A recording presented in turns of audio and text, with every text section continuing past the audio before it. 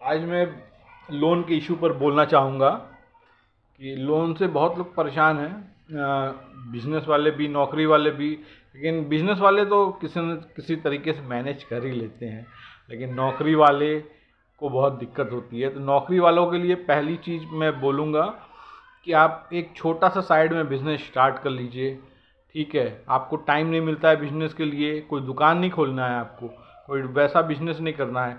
आप एक GST registration अपनी वाइफ के नाम पर कर लीजिए, और टी शर्ट्स, कोई भी प्रोडक्ट है, इलेक्ट्रॉनिक है, कुछ है, ठीक है। आप एक बार दिल्ली चल जाइए, कलकत्ता चल जाइए, सूरत चल जाइए, एक बार में 20-30 हज़ार का माल उठा के ले आइए। देन आप उसको लिस्ट करिए, मॉकअप उसका एक बना लीजिए, चैट जीपीटी से बोलिए कि आप उसको फ़ोटो खींच के भेज दीजिए कि इसका एक मॉकअप तैयार कर दे। अगर कपड़ों का है तो कपड़ों का मॉकअप मॉडल के साथ वो तैयार कर देगा। देन आप उसको लिस्ट करिए। देन आपका जो भी रोज़ का या महीने का समझ लीजिए 15-20 हज़ार का सेल निकल जाता है, और उसमें से आपको 7-8 हज़ार 10 हज़ार प्रॉफिट हो जाता है स्टार्टिंग फेज़ में। ऐसे तो लंबा भी जा सकता है, लेकिन स्टार्टिंग फेज़ में तो कम से कम आपको 7-8 हज़ार का बैकअप तो आया। ठीक है। और साथ में लोन के लिए मैं ये बोलना चाहूँगा कि जल्द से जल्द अपनी ईएमआई, बड़ी ईएमआई को पहले ख़त्म करें, छोटी ईएमआई तो धीरे धीरे ख़त्म हो ही जाएगी। और ऐसे लोग से आप उधार अगर लेने की ज़रूरत रहे तो लीजिए, लेकिन उनको कमिटमेंट कर दीजिए कि भैया हम 3 महीने या 6 महीने बाद ही आपको दे पाएंगे, बीच में आप हमको डिस्टर्ब मत करिएगा। तो ऐसे लोग से लें जो आप पर भरोसा करें, आप उसके लिए वेट करें, और आपकी भी नीयत होनी चाहिए टाइम से ईएमआई, टाइम से उनका पेमेंट करने की। और धीरे धीरे आप लोन से छुटकारा पा जाएंगे। और एक बैकअप प्लान बहुत ज़रूरी है, क्योंकि नौकरी गई ना भाई, बहुत परेशानी होती है, बहुत ज़्यादा। ठीक है, आप सोच भी नहीं सकते।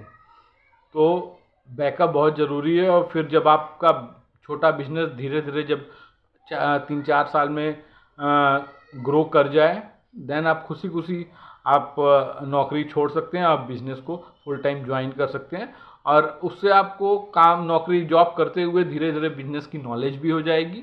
ठीक है, कि कैसे क्या होता है, कैसे नहीं होता है। अब या तो आप जॉब छोड़ें फिर नौकरी में आए तो उधर की इनकम तो बंद हो गई, और इधर आपको इनकम अभी आएगी नहीं, अभी नॉलेज भी नहीं है आपको, तो सब उल्टा पुल्टा हो जाएगा। ठीक है, तो ऐसा ना हो, इसलिए नौकरी करते रहिए।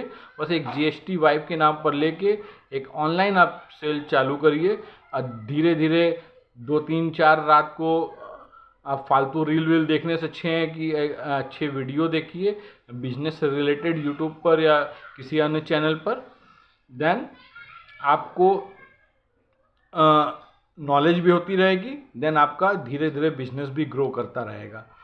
तो पैसा कमाने के लिए बहुत ज़रूरी है, और लाइफ में अपना एक बैकअप प्लान भी ज़रूर तैयार करके रखें।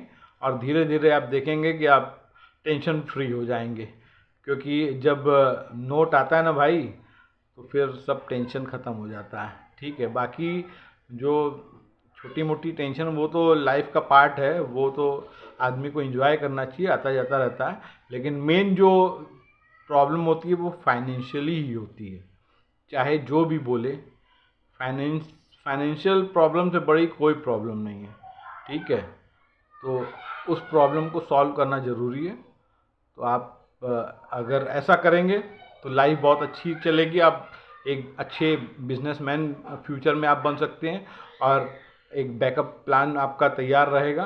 देन आप कभी भी जॉब से रिटायरमेंट लेने की कोशिश करेंगे, आप खुशी खुशी ले सकते हैं। और आपको आपके मैनेजर